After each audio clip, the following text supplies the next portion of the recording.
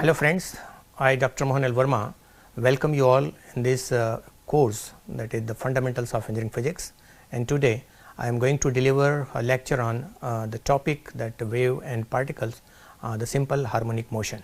And in this lecture we are going to learn about the concepts of motion, and then the types of motion, and then the types in the case of the dimension of motion, and then we will further move to oscillatory motion, which is related to the simple harmonic motion. Then further we will discuss on this simple harmonic motion and its some applications, and finally I will summarize the lecture. Objectives of this lecture is to introduce the concept of motion and the types of motion, to impart knowledge on oscillatory motion, and to introduce simple harmonic motion, and in short form this is known as SHM, and to discuss about different applications of SHM. And after attending this lecture you will be able to understand the basic concepts of motion, types of motion, and apply the concepts of simple harmonic motion to our some daily life application, and also you will be enabled to learn some fundamentals mathematical formula to solve properties related to simple harmonic motion. So, the question number first is what is actually the motion is, because the simple harmonic motion, the term we will start from this motion, and the central aspects in physics is motion. Motion is found at all levels, from microscopic level within the atom to macroscopic level up to that galactic level. So, generally initially when we talk about that physics or that Newtonian physics, then we think about that mechanics, and where objects are classified on the basis of its position. If its position is fixed, it is not changing when it is at rest, and if its position is changing with respect to time, then it is called as it is in motion. And the study of various type of motion, it is expressed using some mathematical formula that is known as the language of mathematics, and there are two terminology used here, that is the kinetics and the kinematics, and these are actually the main branch of dynamics, that is the study of force and motion. So, let us discuss about this terms, this kinetic and kinematics. So, what is actually this kinetic is? In this in the early days, that Newton's law of motion, these were considered as the part of dynamics, but by 1881 however this dynamics that become a separate study, and was split into two major branches. One is kinetics and second one is the kinematics, and here this kinetics is a branch of dynamic classically defined as the study of forces, momentum, energy, work and power, which might be more commonly known nowadays is the study of forces and their effects on that objects. And some of the features of this kinetics we can say, that is the motion, initial position, velocity, energy, work and power, these are the terms, and this can be used how this force interact with the object, and it can also be used to calculate projectile motion. And kinetics can also help you answer questions such as how much force is takes to push an object, or how fast the floor would move without a force acting on it. Now, what is about this kinematics? This kinematics is actually the branch of mechanics which deals with the motion of objects without taking force into account, and this is actually the Greek word kinema, which means the motion. And kinematics, this is the branch of dynamics that deals with the object solely in the terms of their position, velocity or acceleration. This means it deals with how an object moves through space, but not why it moves or how the motions are initiated. So, that the reason behind this motion, it is just ignored in this part of this dynamic. Then the features of kinematics, this only position, velocity and acceleration, and this is useful in many situations, and two of which we can include here, that is the projectile motion. This helps us to understand how objects move in relation to gravity, regardless of whether it has a force applied to it or not. And the conservation of mechanical energy involves dealing with the change in the potential or that gravitational energy, and the kinetic or momentum energy due to force acting on that object. Now, let us classify that motion. So, we have in the general from our basic school level physics, we know there are several types of motion we are dealing with, and the first one is that is the rectilinear motion or linear motion, where and this object is said to be the linear motion if it moves in a straight line. And some of the examples we can have, that an athlete running on the straight track, a particle falling vertically downwards to the earth, and the second is that the circular motion, and in the circular motion it is defined as a motion which is described by an object traveling in a circular path. So, if that path is a straight line, then it is linear motion, and if its path is the circular one, then it is known as the circular motion. An example of the some circular motions are the whirling motion of stones attached to a string, or the motion of satellite around the earth. And the third type of motion we can deal with is that rotational motion. If any objects move in a rotational motion about an axis, so if it is only in the circular path, then it is circular motion, but if it is in a form of solid body and there is one axis and it is rotating around that axis, then that is known as rotational motion. And this during rotation, every point in the object actually transverse a circular path about an axis, and examples are the rotation of a disk or the spinning of earth about its own axis. And then next one is there is the vibratory motion, and if an object executes a to and fro motion, that oscillatory one about a fixed point, it is said to be that oscillatory motion or vibrationary motion.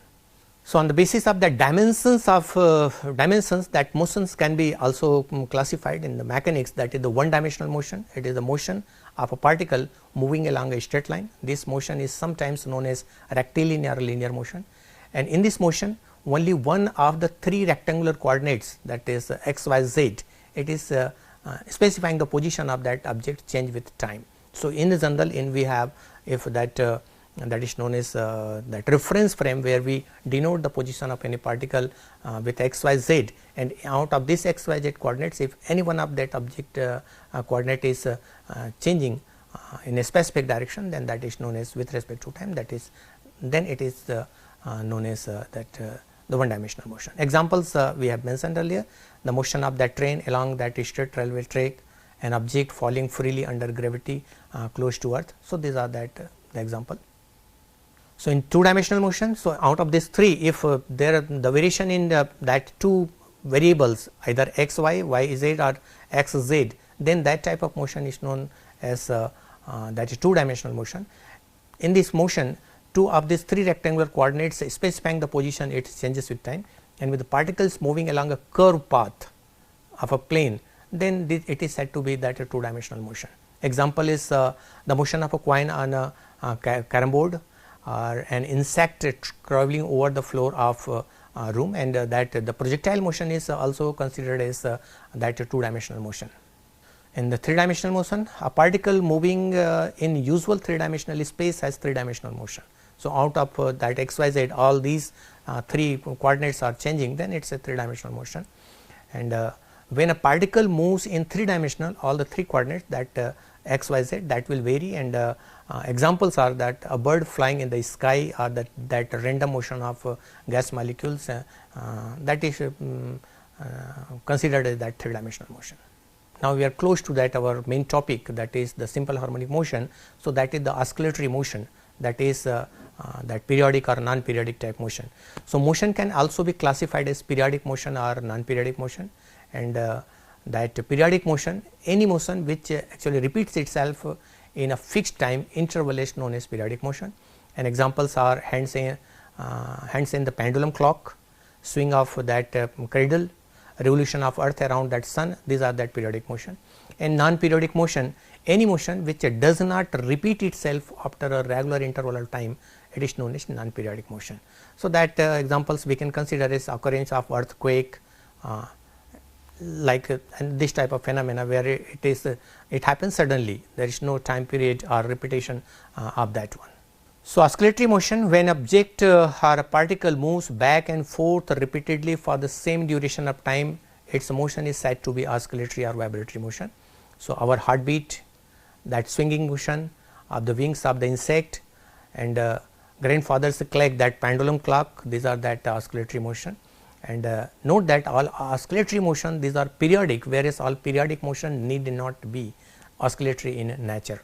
So, now that the simple harmonic motion, so the simple harmonic motion is the special type of oscillatory motion, this is the part of oscillatory motion in which the acceleration or force of the particle is directly proportional to its displacement from its fixed point it's always directed towards the fixed point. So, we can say that to be that simple harmonic motion, it has to follow some conditions. So, it is vibratory or periodic, it is proportional to it, that force or acceleration is proportional to that displacement, and the direction that must be toward the center.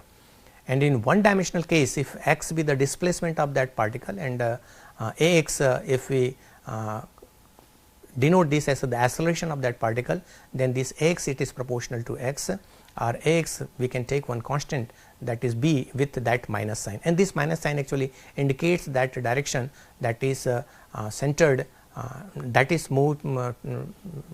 swinging toward that center.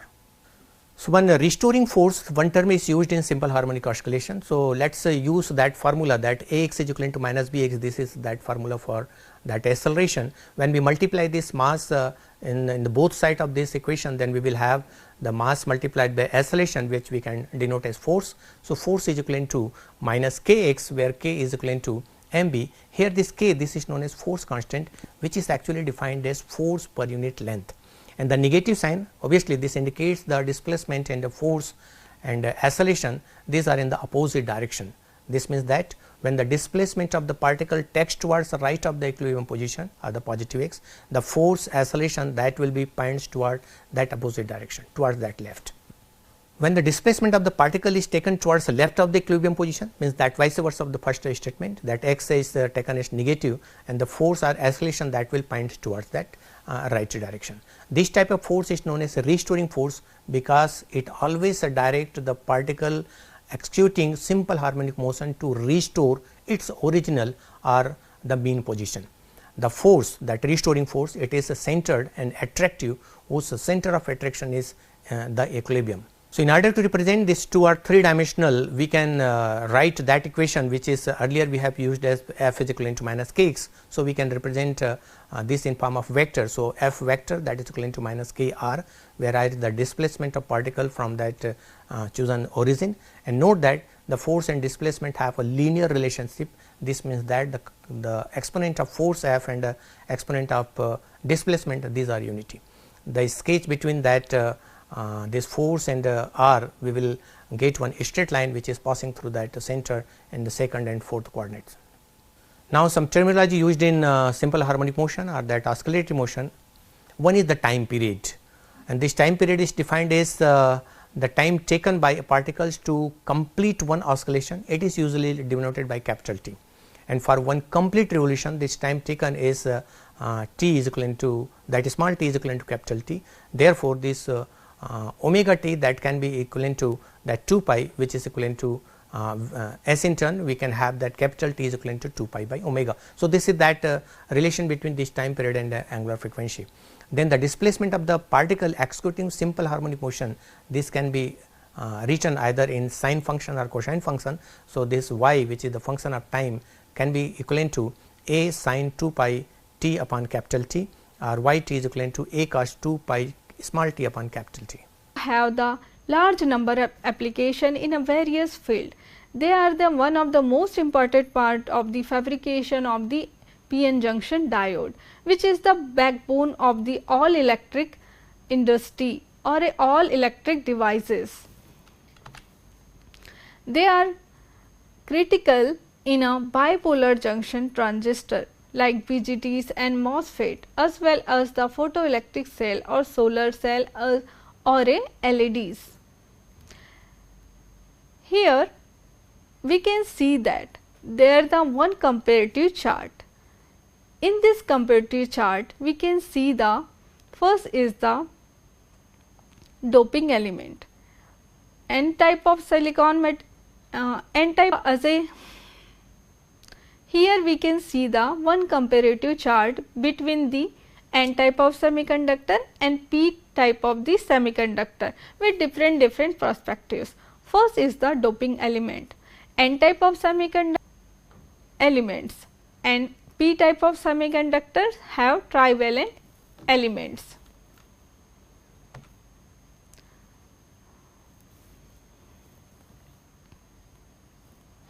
Majority charge carriers. N type of semiconductor have electrons and P type p type of semiconductor have majority charge carriers as a whole.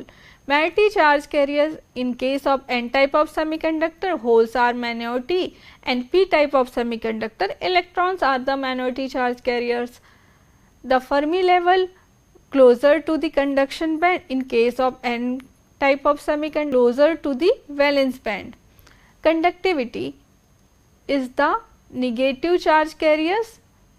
Conductivity due to negative charge carriers in a n type of semiconductor and positive charge carriers in a p type of the semiconductors.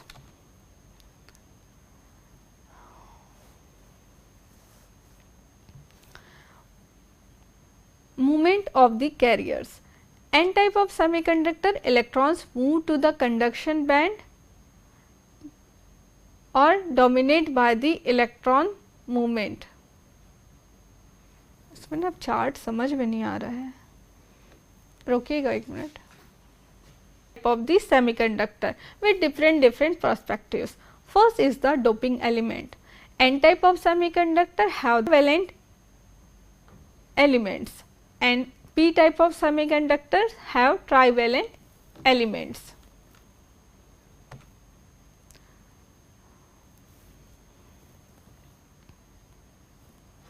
Majority charge carriers. N type of semiconductor have electrons and p type of semiconductor have majority charge carriers as a whole. Minority charge carriers in case of n type of semiconductor, holes are minority, and p type of semiconductor, electrons are the minority charge carriers. The Fermi level closer to the conduction band in case of n type of semiconductor is closer to the valence band. Conductivity is the negative charge carriers. Conductivity due to negative charge carriers in a n type of semiconductor and positive charge carriers in a p type of the semiconductors.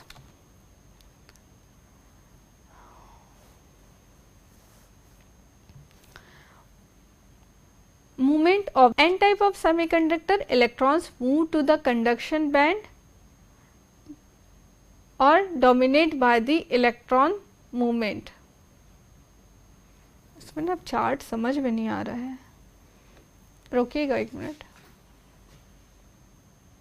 Type of the semiconductor with different perspectives. First is the doping element.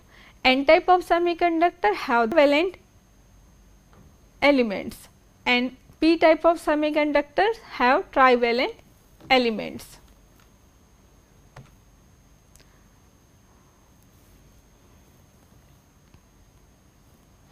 Majority charge carriers. N type of semiconductor have electrons and p type of semiconductor have majority charge carriers as a whole. Minority charge carriers in case of n type of semiconductor, holes are minority, and p type of semiconductor, electrons are the minority charge carriers. The Fermi level closer to the conduction band in case of n type of semiconductor is closer to the valence band. Conductivity is the negative. Conductivity due to negative charge carriers in a n type of semiconductor and positive charge carriers in a p type of the semiconductors.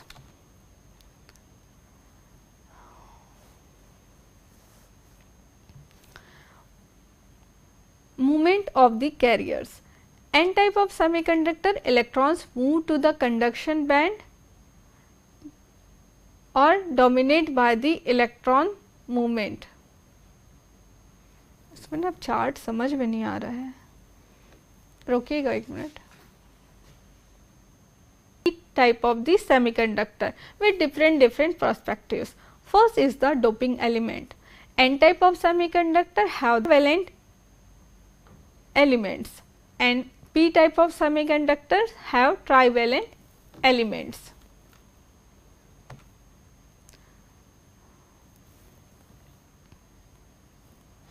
Majority charge carriers. N type of semiconductor have electrons and p type of semiconductor have majority charge carriers as a whole. Minority charge carriers, in case of n type of semiconductor, holes are minority, and p type of semiconductor, electrons are the minority charge carriers. The Fermi level closer to the conduction band in case of n type of semiconductor, inductor is closer to the valence band. Conductivity charge carriers, conductivity due to negative charge carriers in a n type of semiconductor and positive charge carriers in a p type of the semiconductors.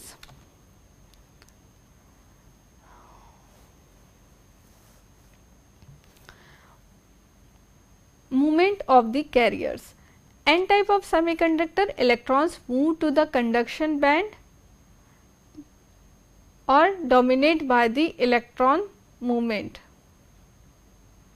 इसमें ना chart समझ में नहीं आ रहा है. Type of the semiconductor with different perspectives. First is the doping element.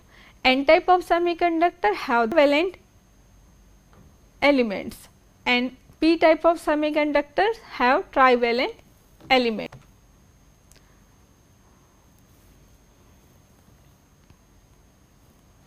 Majority charge carriers. N type of semiconductor have electrons and p type of semiconductor have majority charge carriers as a whole.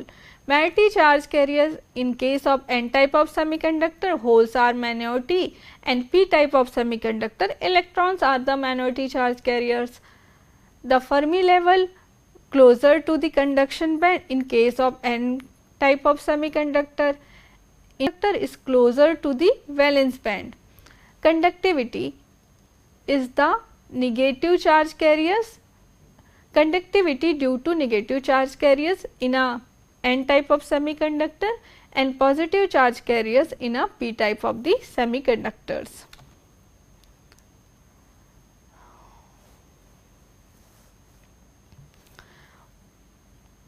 Movement of the carriers. N type of semiconductor, electrons move to the conduction band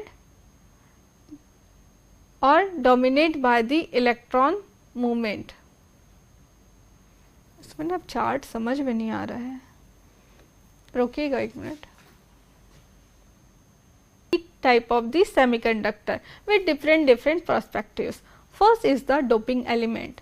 N type of semiconductor have valent elements and p type of semiconductors valent elements.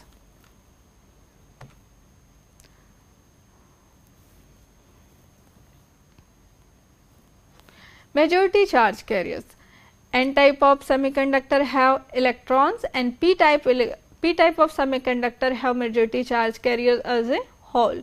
Minority charge carriers, in case of n type of semiconductor, are minority, and p type of semiconductor, electrons are the minority charge carriers. The Fermi level closer to the conduction band in case of n type of semiconductor, inductor is closer to the valence band. Conductivity is the negative charge carriers, conductivity due to negative charge carriers in a n type of semiconductor and positive charge carriers in a p type of the semiconductors.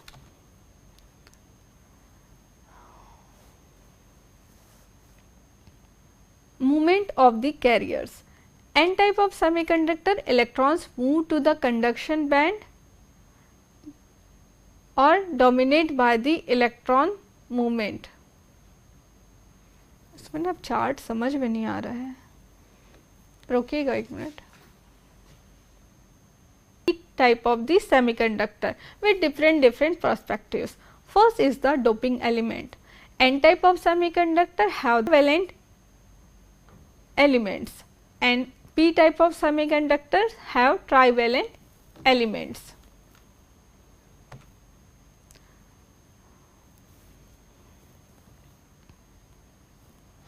Majority charge carriers. N type of semiconductor have electrons and p type of semiconductor have majority charge carriers as a whole. Minority charge carriers, in case of n type of semiconductor, holes are minority, and p type of semiconductor, electrons are the minority charge carriers. The Fermi level closer to the conduction band in case of N type of semiconductor. Inductor is closer to the valence band. Conductivity is the negative charge carriers. Conductivity due to negative charge carriers in a N type of semiconductor and in a P type of the semiconductors.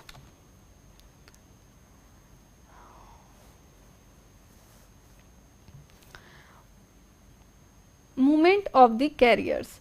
N type of semiconductor, electrons move to the conduction band or dominate by the electron movement. इसमें ना chart समझ में नहीं आ रहा है, रोकिएगा एक minute. Type of the semiconductor with different perspectives. First is the doping element. N type of semiconductor have valent elements and P type of semiconductors have trivalent elements.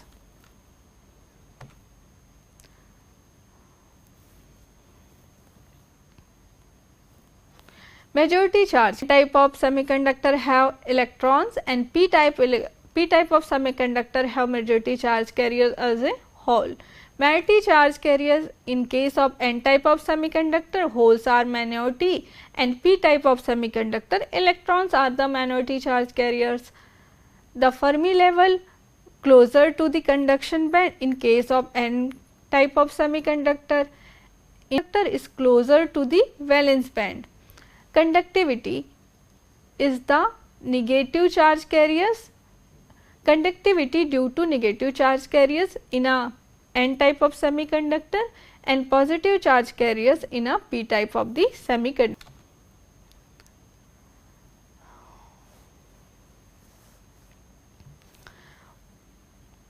Movement of the carriers. N type of semiconductor, electrons move to the conduction band or dominate by the electron movement.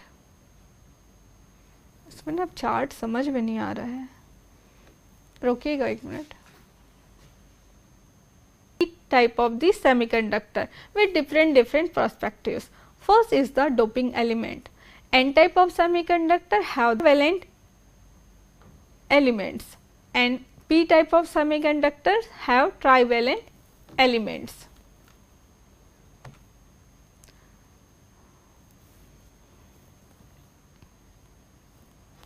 Majority charge carriers. N type of semiconductor have electrons and P type of semiconductor have majority charge carriers as a whole. Minority charge carriers in case of N type of semiconductor. So, now let us have one more example here. So, the first example that was related to that simple pendulum, and again let us prove that this the motion of this simple pendulum, this is a simple harmonic oscillation. First, it's a since it is in oscillatory motion, means periodic motion. So, the first condition is okay. Second, it's a acceleration, it's directly proportional to displacement. Yes, we have observed that, and there is one negative sign which is showing that the direction of this restoring force, that is toward the center, or acceleration that is toward the center. So, it is fulfilling all these three conditions, that is why it is a simple harmonic motion. Now, let us have one more example, that is a spring mass system. So, let us consider a system containing a block of mass m and attached to the massless spring, although this is very ideal condition, and that stiffness constant or force constant, or that is spring constant k, this is placed on a smooth horizontal frictionless surface, and this is shown as the figure. And here we are considering that is that this is on that horizontal table. So, one system we may have, that is that spring is attached with that particular vertical that horizontal wall, and that motion will be in the direction of that toward that center of our earth, or the vertical direction, but here we are considering only that horizontal one. Now, so let us say that x naught, this is that mean position of mass m. So, when we are not disturbing that system, then it is in equilibrium condition, and suppose this mass is displaced through a smaller displacement, and that small displacement, let us consider that is x, and we are moving that toward that right from its equilibrium position, and then we released it.